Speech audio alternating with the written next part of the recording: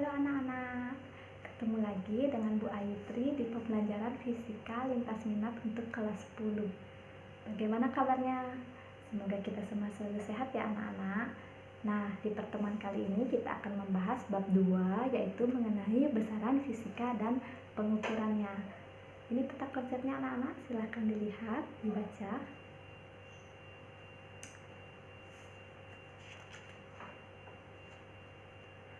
Oke, kita mulai untuk membahas ya. Jadi yang pertama yaitu tentang besaran fisika.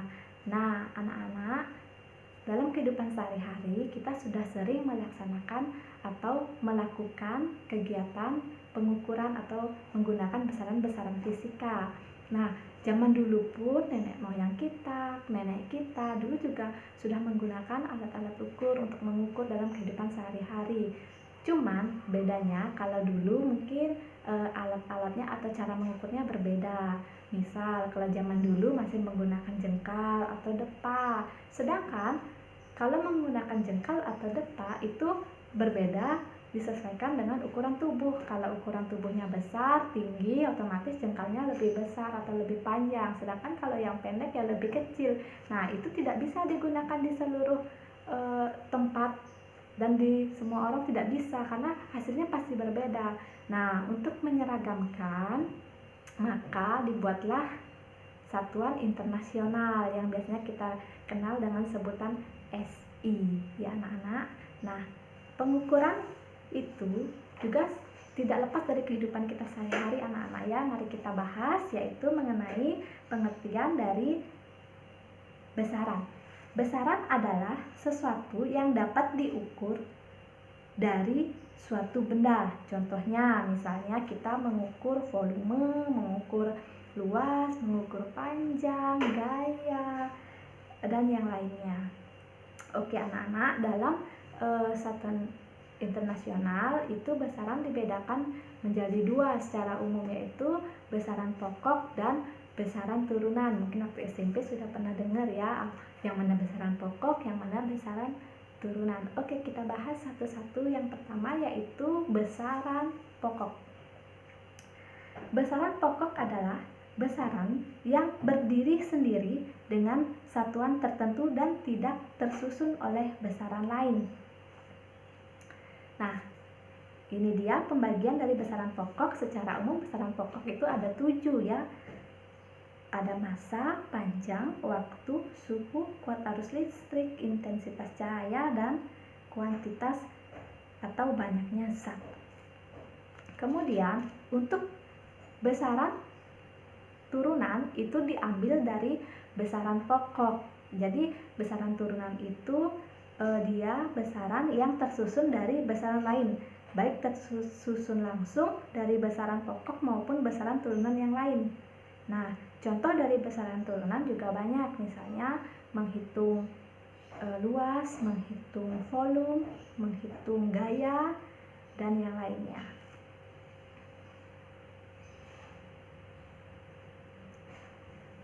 Oke anak-anak, kita lanjut mengenai besaran skalar dan besaran vektor.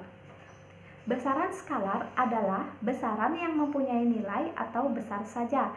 Contohnya adalah massa, waktu, suhu, usaha, energi, massa jenis, luas, volume, dan daya. Kemudian besaran vektor adalah besaran yang mempunyai besar dan arah.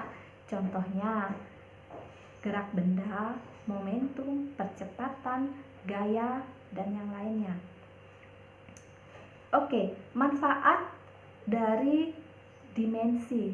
Sebelumnya dimensi itu biasanya digunakan atau ditulis menggunakan kurung persegi. Bisa anak-anak lihat contohnya atau penulisannya. Nah, dimensi itu mempunyai beberapa manfaat. Manfaatnya adalah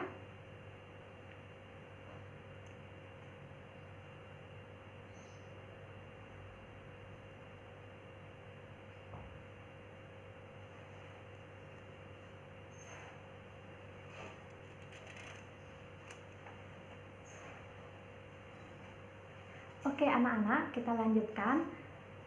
Yang berikutnya adalah mengenai pengukuran.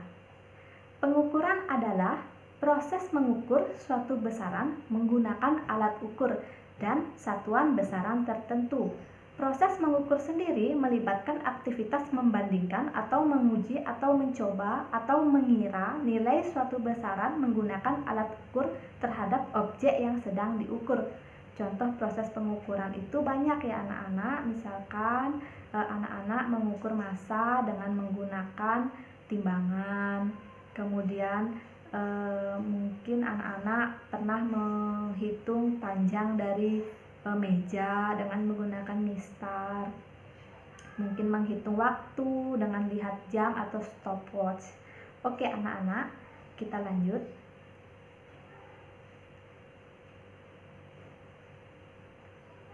Dalam pengukuran, kita menggunakan atau mengukur 3 jenis.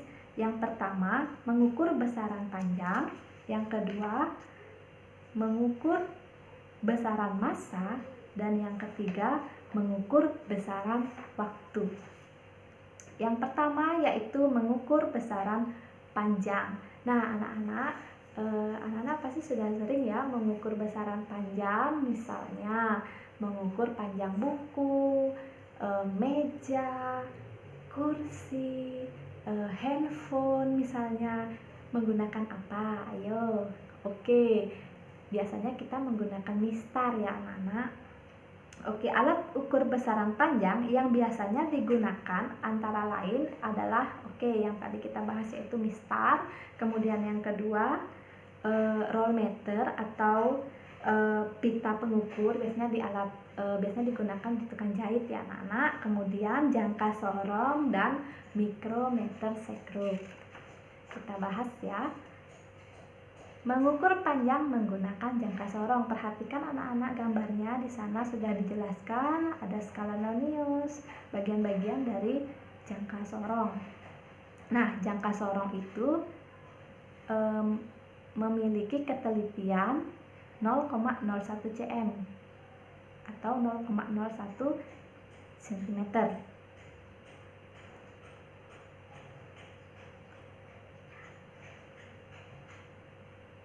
Oke, kemudian kita lanjutkan yang kedua, yaitu mengukur panjang menggunakan mikrometer sekrup.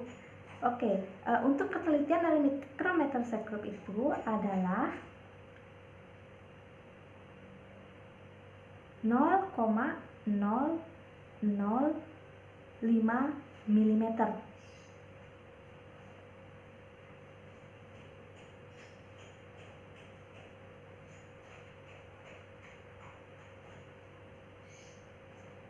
Oke, dan berikutnya mengukur besaran massa. Besaran massa adalah suatu benda dapat menggunakan neraca atau timbangan, biasanya digunakan untuk mengukur massa. Contohnya neraca Ohaus, neraca sama lengan, dan timbangan Dacin. Yang ketiga yaitu mengukur besaran waktu.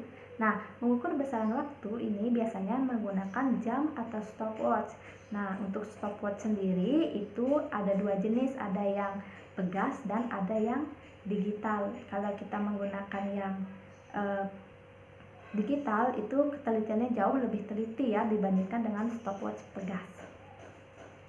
Oke, kita lanjut ke kesalahan-kesalahan pada pengukuran. Nah, ketika kita mengukur suatu benda itu biasanya juga pasti ada saja kesalahan, karena makanya kalau kita melakukan pengukuran itu biasanya dilakukan berulang-ulang atau lebih dari sekali.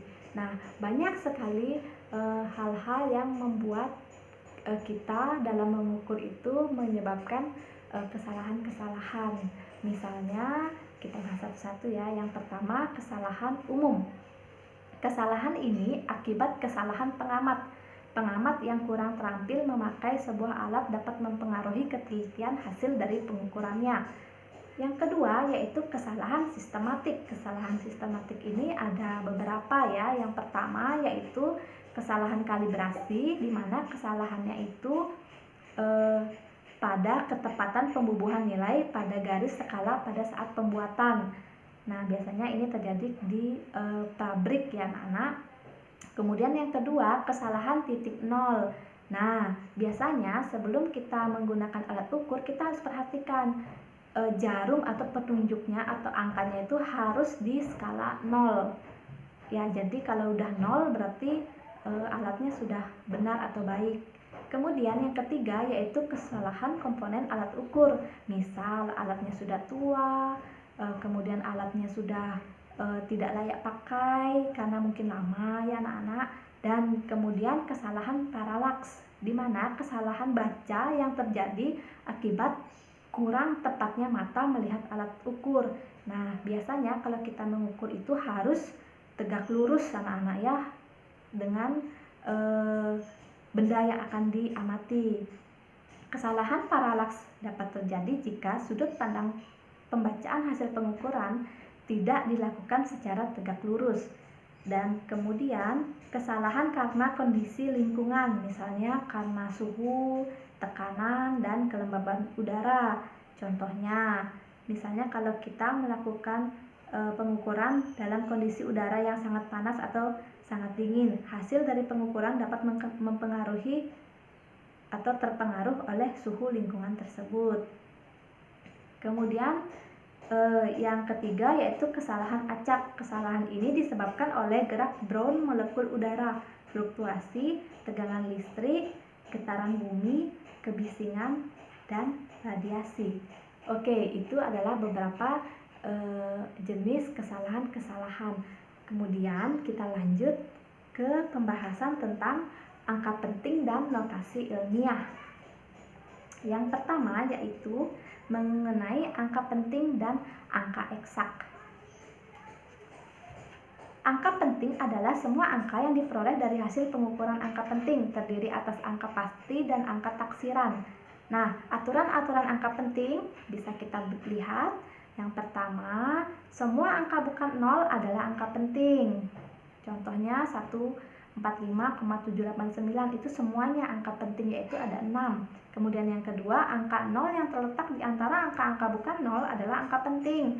Contohnya 20006 mempunyai 5 angka penting atau semua ya. Jadi kalau di kiri dan di kanannya itu angka bukan 0, di tengah-tengahnya angka 0, berarti semuanya angka penting.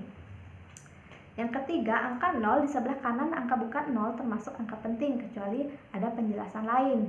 Yang keempat, angka 0 di belakang koma adalah angka penting. Yang kelima, angka 0 yang terletak di sebelah kiri angka bukan 0 bukan angka penting.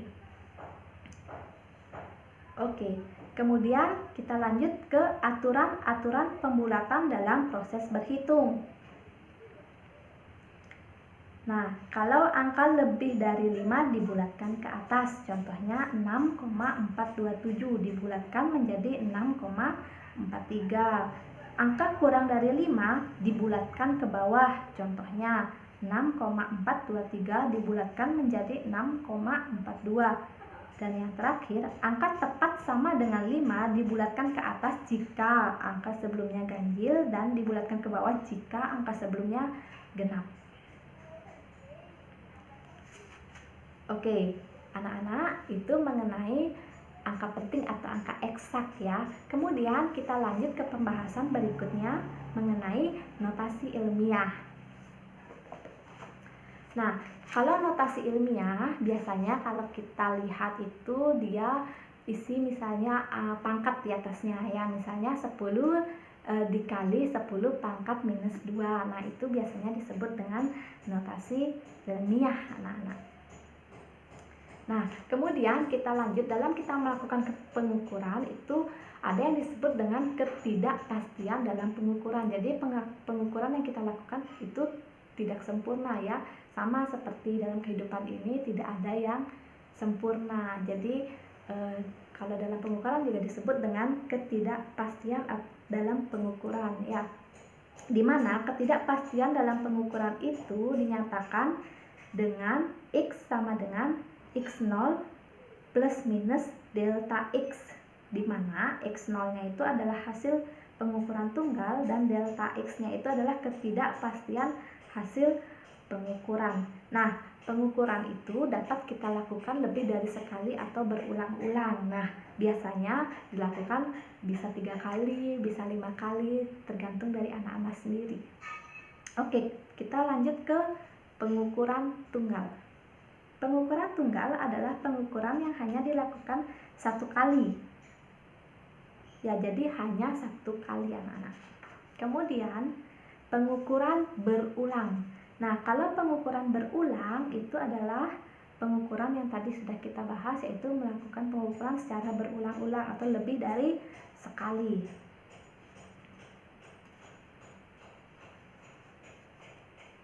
Oke anak-anak, sampai di sana tentang besaran fisika dan pengukuran.